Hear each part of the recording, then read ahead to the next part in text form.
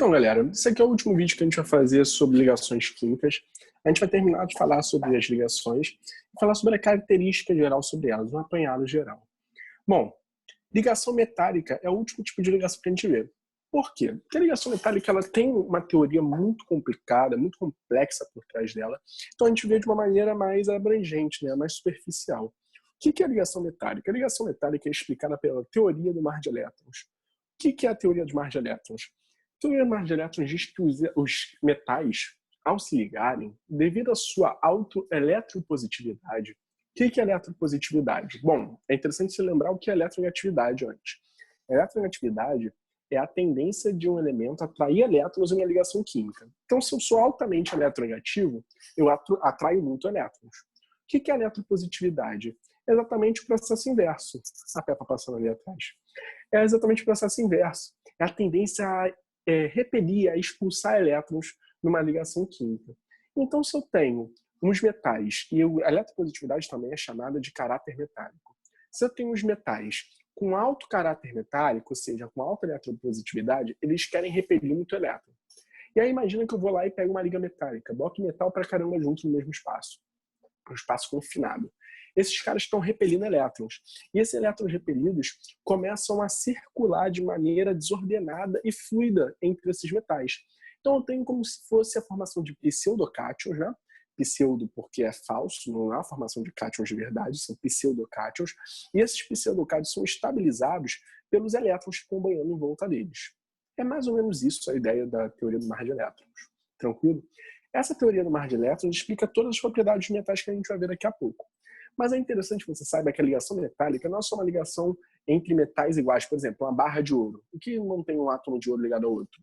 A teoria do mar de elétrons, a ligação metálica. Mas não é só nisso também. Em ligas metálicas isso também acontece. E ligas metálicas são formadas também por metais e também entre metais e metais. Vamos ver alguns casos. A gente tem aí o caso do bronze. O bronze é uma liga entre cobre e estanho, certo? São dois metais. Eu tenho o latão, que é cobre e zinco. Tenho o ouro 18 quilates, que é ouro, e esse ouro pode estar ligado a dois metais, né? Prata e cobre. Cobre e prata aqui na ordem, né? E aí você vê aqui do aço. O aço é uma liga metálica formada por ferro e carbono. E a ligação entre esses átomos é uma ligação metálica. Ok? Bom, como é uma ligação complicada, dificilmente vai existir um pedido de representação. Represente a ligação metálica. Não é nunca isso. Você viu uma liga metálica, você viu um metal, o tipo de ligação que existe neles é uma ligação metálica. E aí, por último, o aço inox, né? Que é uma mistura de ferro, carbono, cromo e níquel. Tranquilo? Bom,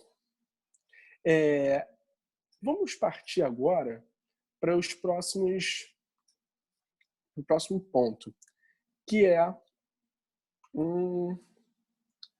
característica dos compostos. Essa é a parte talvez mais importante, você saber caracterizar os compostos, o tipo de ligação entre eles, pelas suas propriedades físicas e químicas. Vamos para os compostos iônicos. Compostos iônicos, nas condições ambientes, nas condições padrão, que é 25 graus Celsius e 1 atm, são todos sólidos. Não existe composto iônico líquido à temperatura ambiente. O melhor caso que a gente pode ter é o NaCl, sal de cozinha. O sal de cozinha é um pó branco, sólido. Aquele cara ali tem ligação iônica entre ele. Tranquilo? Bom, apresentam elevadas temperaturas de fusão e ebulição. Essa também é outra característica importante.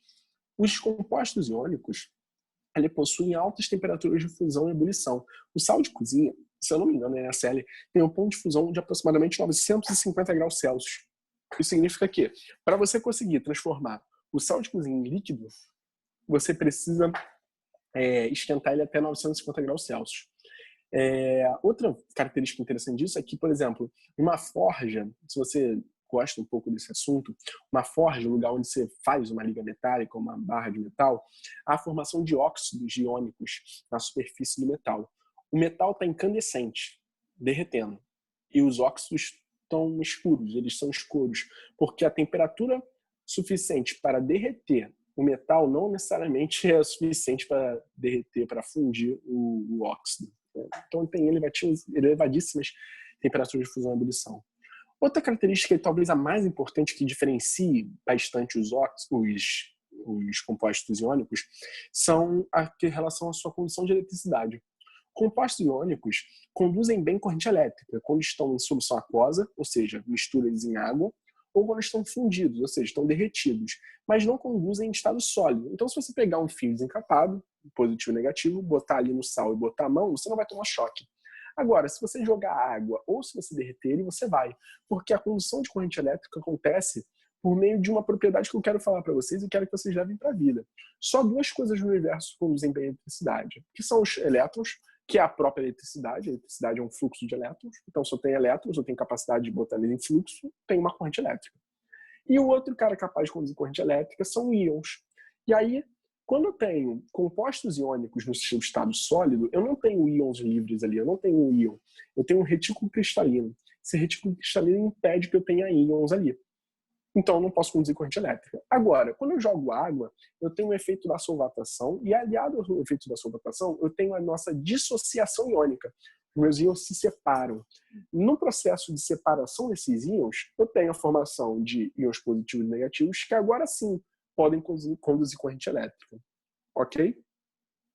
Vamos para os compostos moleculares. Os compostos moleculares podem ser sólidos, líquidos ou gasosos. Não tem um padrão. Por exemplo, se você pegar a celulose, papel, é sólida. É um composto covalente. Ou seja, ali possui ligações do tipo covalente. A água também é um composto covalente. E também nela está no estado líquido. Ou seja, eu tenho um sólido e líquido com o mesmo tipo de ligação. O oxigênio, o gás oxigênio, você respira 20% do ar atmosférico oxigênio. É um gás. E ele também possui ligações covalentes. Ou seja, o estado físico, quando eu estou falando de ligação covalente, ele não é um fator determinante. Eu posso ter qualquer estado físico falando de ligação covalente. As substâncias moleculares ou covalentes, formadas por ametais, possuem um baixo ponto de fusão e ebulição. Bom, isso é uma medida meio arbitrária, mas é um padrão que segue com certa precisão. Em comparação com os compostos iônicos, os compostos moleculares ou covalentes possuem um baixo ponto de fusão e ebulição. Não quer dizer que seja necessariamente baixo, mas em comparação aos compostos iônicos é baixo. Okay? E vem aí o ponto de diferenciação entre compostos iônicos e moleculares. Os compostos moleculares ou covalentes, eles não conduzem corrente elétrica bem, com exceção aos ácidos. Nesse assunto a gente vai ver melhor na aula sobre ácidos. Isso quer dizer o seguinte, a água não conduz corrente elétrica. Agora você vai falar, Gotti, eu fui lavar o banheiro outro dia, botei a mão no interruptor, tomei um baita choque. Se eu morrer, a culpa é tua. Não, calma, vou te explicar. A água, como composto covalente, não conduz eletricidade. O que conduz a eletricidade são os íons em solução na água. Existem íons em solução na água. Se você pegar um rótulo de uma garrafa mineral, você vai ver que ele está escrito cálcio, cobre, estanho, ferro, magnésio. Cara, existem vários metais diluídos ali naquela solução. Quer dizer, então, que tem partículas metálicas ali? Não, não. São os íons desses metais que estão em solução. Cara, se você quiser aí, não precisa nem pensar nisso tudo, né? Ferro. A gente passa o nosso líquido por tubulações, e essas tubulações possuem aço, que tem ferro, né? Como a gente acabou de ver. E esse ferro vai para a água. E esse ferro está em forma iônica, pode conduzir corrente elétrica. Tem alguns casos interessantes, como por exemplo no caso de Roma antiga, as tubulações eram feitas de chumbo. E aí esse chumbo, as tubulações de passagem de água, né? E aí esse chumbo acabava indo para a água. E existe uma ideia, uma teoria, né, de que a população de Roma ficou muito louca, porque o chumbo ele causa alguns distúrbios neurológicos, né, em alta concentração no nosso sangue. Então, cara, não pode esquecer, água é um composto molecular, e como todo composto molecular, não conduz bem a eletricidade. O que conduz a eletricidade na água são os íons de solução. E para terminar, as características dos compostos metálicos. Isso tudo se deve à teoria do mar de elétrons, tá? Eles são excelentes condutores de calor e eletricidade. A eletricidade não preciso nem falar, né? Tem elétron pra caramba ali, tem um mar de elétrons. E o calor também, né? O calor excita esses elétrons, excita esses átomos, e aí eu posso conduzir bem calor. Bom, são sólidos em sua maioria, né? Nas condições padrão, existe um único metal que não é sólido no ambiente, que é o mercúrio, que é o metal que você bota dentro do seu termômetro. Apresenta um brilho metálico. Esse brilho metálico é interessante você pensar, né? Se você lembrar lá da teoria atômica de Bohr, né? aula de modelos atômicos, você vai lembrar que Bohr diz que os elétrons podem realizar saltos quânticos, eles podem pular de um nível para um nível mais energético, e ao retornar eles liberam um fóton de energia, luz. Bom, se eu tenho um metal, tenho um mar de elétron, tenho muito elétron ali, a facilidade desses caras realizarem saltos quânticos é grande. Então eles podem produzir brilho. São dúcteis e maleáveis. Ductibilidade é a capacidade de formar fios. Essa é uma característica de metais, no geral. Alguns são mais, outros menos dúcteis. E maleáveis. E formam ligas metálicas. Tranquilo, galera? Bom, espero que você tenha gostado da aula, que você tenha aprendido alguma coisa. Tire suas dúvidas, cara. Pode me procurar. E estude bastante, ok? Beijão.